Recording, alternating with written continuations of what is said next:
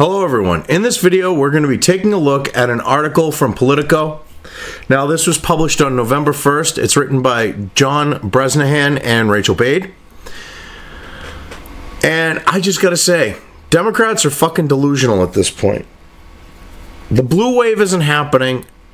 They're still pushing their overconfident bullshit that they're going to retake the House. And not only that, they're now infighting with each other over Speaker of the House, House Majority Leader, and that. And they don't even have them yet. It's friggin' hilarious. They've literally turned on each other, and they don't have anything to turn on each other about at this point. They're like speculating. They haven't got it through their heads, looking, back at the 2016 election, looking at their surroundings around them, that odds are they're probably not going to retake the House. Just my gut. I believe the Republicans are probably going to hold on to the House. They may take a seat or two. I mean, they could take more. But I believe that they're going to hold on to the House. That's just what my gut's telling me, looking at things. I mean, I could be wrong. But they're not even looking at that as being a possibility, it seems. I mean, when you have the Black Caucus chairman wants one of their own as Speaker or Majority Leader, yeah. He's basically demanding. It's like, do as I say or I'll make your life a living hell. The CBC chief is threatening a fight over House leadership if Democrats win the House. I mean, seriously, that's what he's doing. He's like, you're going to do what I want or I'm going to make your life a living hell. Fucking reeing, spurging bullshit. It really is. In a move that could set off a nasty internal fight, the leader of the Congressional Black Caucus, a key voting bloc among House Democrats, is demanding that an African-American lawmaker, no, a black lawmaker, because they're either African or they're fucking American. Can't be both, unless they literally hold dual citizenship. So, demanding that a black lawmaker hold one of the top two leadership posts if Democrats win the House on Election Day. Demanding. Spurging out, going, you're going to do as I say or I'm going to make your life a living hell. Retarded fucking children. The Democrats are seriously retarded children. The demand by Rep. Cedric Richmond, Democrat, Louisiana, the CBC's chairman, is seen as a potential threat to House Minority Leader Nancy Pelosi of California and Minority Whip Steny Hoyer of Maryland, who have been slotted to return as Speaker and House Majority Leader, respectively, if Democrats gain the majority on November 6th. Which, the bitch is senile, Pelosi there. Yeah. She can't even keep track who's in office. One day it's Trump, one day it's Bush, one day it's Baby Bush, one day it's Papa Bush, one day... I mean, she don't know what the fuck's going on at any given time. And she's already assumed that she's going back in that position, that they're going to win. These Democrats are assuming they're going to win. I mean, it's ridiculous. I mean, this type of shit should be scaring people, and hopefully it is, and they're going to vote more Republican. Watch them infight more and the party implode. Hoyer especially could be the one to face a potential challenger if the CBC backs up Richmond's threat, according to Democratic insiders. Yet, Rep. Jim Clyburn in South Carolina, the highest-ranking black Democrat, said he has no intention of challenging Pelosi and Hoyer if they run for Speaker and Majority Leader if they seek the top two posts in a Democratic majority.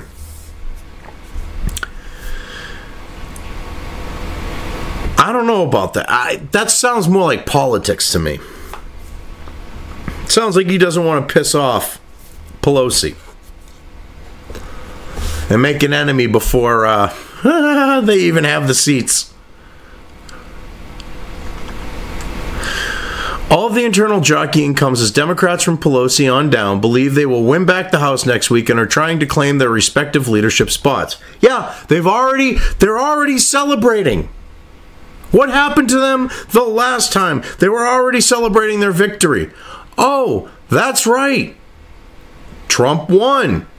Hillary became a belligerent drunk, and Trump was, and Obama had to tell the bitch to calm the fuck down and concede over the phone. These fucking idiots need another reality check. Seriously. Over the past couple of weeks, several of our colleagues have respectfully shared letters of intent expressing interest in various House Democratic Caucus leadership positions, Richmond said in a Dear Colleague letter that went out Thursday. It is within the context that I'd like to reiterate that if there is any change in our top leadership positions, the Democratic members of the CBC endorse African American representation in at least one of the two top positions of elected House Democratic Caucus leadership. You know, you gotta love it when the identity politics and all that shit that the Democrats pulled out to go after us fucking peons, us average people. You have to love when it's being thrown around inside the party. You have to.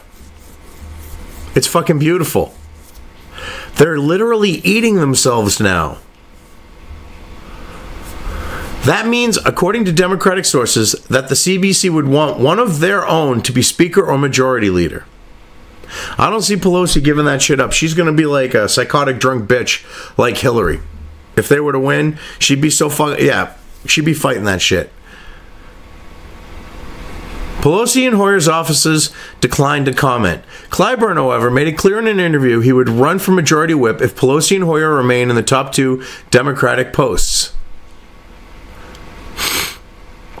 I do not expect there to be any change in the number 1 and number 2 spots, Clyburn said, referring to Pelosi and Hoyer.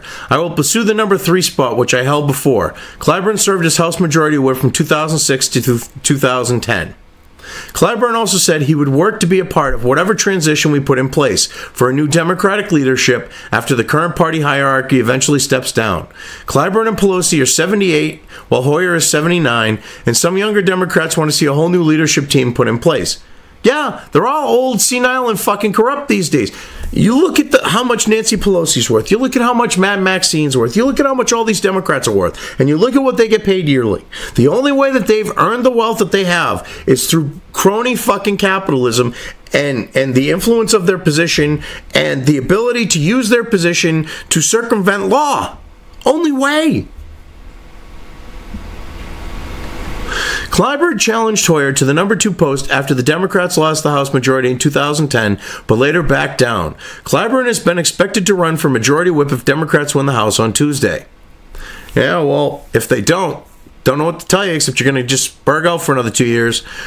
Rep. Barbara Lee, Democrat California, another CBC member, is running to become chairwoman of the House Democratic Caucus.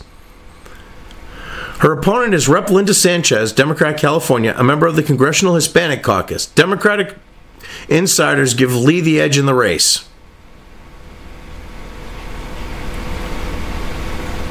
This is funny. When you've got black and Hispanics fighting for a position here to become the head of the House Democratic Caucus, the chairperson. One from the Black Caucus, one from the Hispanic Caucus. You know what gets me is you don't see on the Republican side, even though there are blacks, even though there are Asians, you don't see an Asian caucus, a black caucus, really. You don't see a Hispanic caucus. They're all just one fucking party. And because they've divided their party like this, they're all now fighting and jockeying for position, and they're all eating each other, and it is so fucking beautiful. They don't even have what they're fighting over yet, if they're going to get it at all, and they're spurging out about it. In recent months, a generational battle has broken out inside the CBC. For years, Clyburn, first elected to Congress in 1992 after years in state government, has been the highest-ranking African-American lawmaker. Clyburn and other key black lawmakers like Reps. Mad Maxine Waters, Democrat California, Elijah Cummings, Democrat Maryland, John Lewis, Democrat Georgia, and former Rep. John Converse, Democrat Michigan, were the driving force inside the CBC. No wonder why they're all fucking mentally deranged, spurging idiots. Mad Maxine was one of the driving forces in the CBC. That would explain a lot. But in recent years, with the election of Richmond and Reps Hakeem Jeffries, Democrat New York, and Marcia Fudge, Democrat Ohio, more junior members have pressed for a greater role in the caucus, according to Democrat lawmakers and aides. Yeah, basically, they're bucking the system and saying, fuck you. It's our time, you old fucks. Get the fuck out. When traditionally it's been the younger ones sucking the dicks of the older ones, pardon how, the analogy, and fluffing them, keeping them in their positions. And this was regardless of whether it was Republican or Democrat. Now, with the Democrats, they're all fucking turning on each other. And like I said, that's beautiful. They're and they're too fucking ignorant and stupid to realize what they're doing only hurts them. They're dividing the party itself, which is then going to cause their voter bases to get more and more divided, like on the note of the Democrat side of things. And draw lines where they're like, well, fuck you. And yeah, this is some funny shit. One House Democratic aide close to the CBC suggested Pelosi could make a deal with the group to save her speakership if she lacks the votes to get back the gavel she lost in the 2010 GOP wave.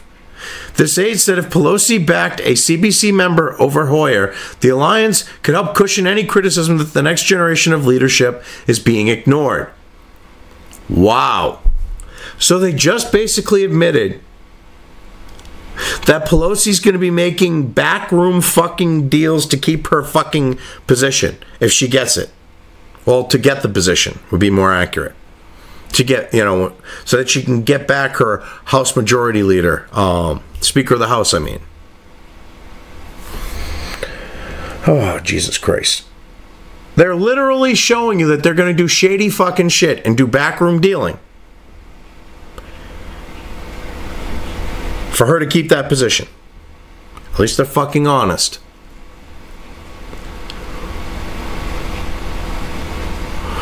It's incredibly unpopular to be an 80-year-old white guy at this moment in politics, this aide added, referring to Hoyer.